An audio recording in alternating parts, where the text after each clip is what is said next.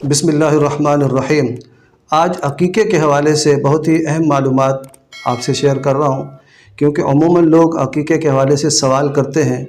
تو یاد رکھیے گا، عقیقہ کرنا ایک مستحب عمل ہے اور بہت ہی ثواب کا کام ہے، اور عقیقہ جو ہے وہ اصل میں بچے کی زندگی کے شکرانے کے حوالے سے، اللہ پاک نے ہمیں اولاد دی ہے، اس شکرانے کے طور پہ عقیقہ کیا جاتا ہے۔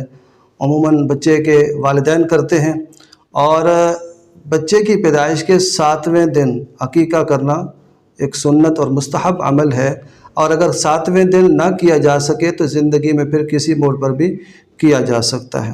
اب عقیقے کے حوالے سے اور بچے کی پیدائش کے حوالے سے ابتدائی معلومات یہ سماعت کر لیں کہ بچہ جب پیدا ہو تو اس کے دائیں کان میں اذان، بائیں کان میں اقامت، یعنی پیدائش کے بعد جب اس کو ایک دفعہ نہلا دیا جائے، اس کے جسم سے گندگی کو صاف کر دیا جائے، تو دائیں کان میں اذان کہی جائے اور بائیں کان میں تکبیر کہی جائے، چاہے لڑکا ہو یا لڑکی ہو۔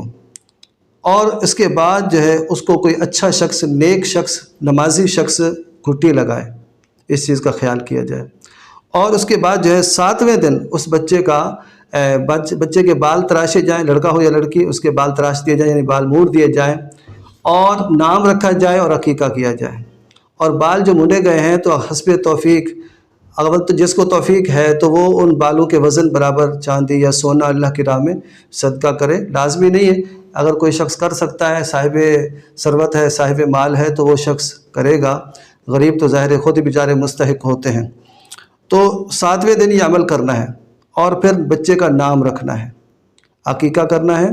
اور عقیقے میں یہ بھی یاد رکھیے گا، اچھی بات ذہن میں آئی، کہ عقیقے کا جو گوشت ہے وہ پوری فیملی میں سے کوئی بھی کھا سکتا ہے، بلکہ دوسرے ہر قسم کے امیر غریب سب کھا سکتے ہیں، اور بچے کی نانی بھی کھا سکتی ہے۔ یہ لوگ پوچھتے عجیب و غریب سوال کرتے ہیں کہ بچے کی نانی جو ہے وہ اس کا عقیقہ کا گوشت کھا سکتی ہے نہیں کھا سکتی ہے، اور عقیقے کے جانور کی جو بوٹی ہے، ہڈی ہے، توڑنا کیسا ہے، وغیرہ وغیرہ۔ تو ایسی خرافات سے بچیں، اس طرح کی چیزوں کو مت سوچا کریں، سب کھا سکتے ہیں۔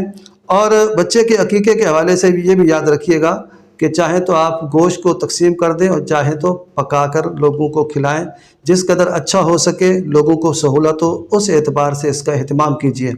اور نام رکھنے کے حوالے سے یاد رکھیے گا، نام جو بھی رکھا جاتا ہے اس میں کچھ شرائط ہیں، کچھ آداب ہیں، کہ پہلی بات تو یہ کہ وہ لفظ ایسا ہونا چاہیے جو نام بن سکتا ہے، جو نام بن سکتا ہو۔ پھر اس کا معنی اچھا ہونا چاہیے، پھر اس کا معنی ایسا ہو جس میں خود ستائی اور اپنی تعریف نہ پائی جائے، اور قرآن پاک یا حدیث رسول سے یا شرعی جو اسلامی نام ہیں ان کا انتخاب کیا جائے، اور اس کے لیے آپ اہل علم کی مدد لیں تو یہ بہت اچھا رہے گا۔ ورنہ لوگ عجیب و غریب نام رکھ لیتے ہیں، جن کو جب سنا جاتا ہے، جب ان کا معنی پوچھا جاتا ہے، تو جناب معنی دیکھا جاتا ہے تو بڑی ہنسی آتی ہے۔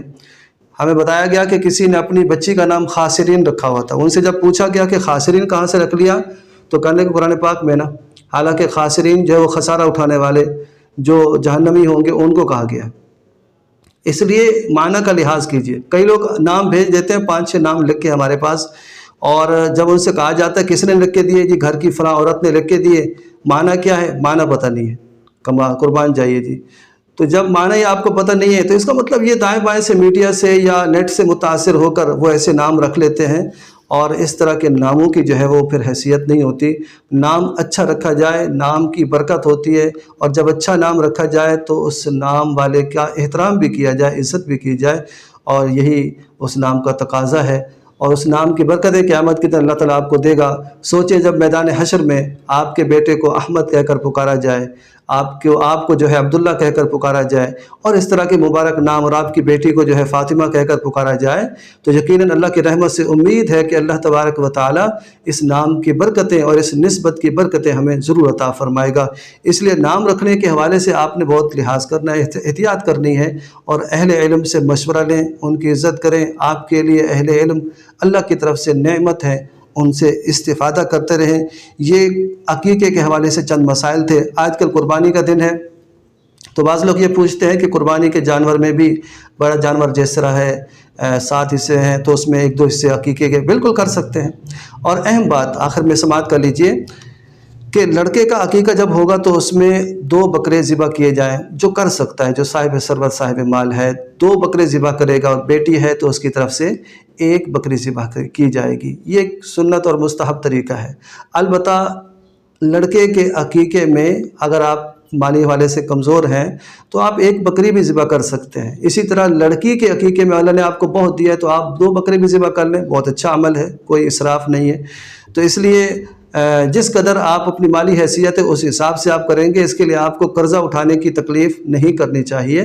اللہ نے جو آپ کو دیا اسی میں آپ اکتفا کریں، اور لڑکے اور لڑکی کا عقیقہ یہ ایک ان کی زندگی کا اور اس اولاد کی نعمت کا شکرانہ ہے، اور زندگی میں کسی بھی وقت اس شکرانے کو ادا کیا جا سکتا ہے۔ اس معلومات کو آپ نے خوب سے خوب شیئر کرنا ہے۔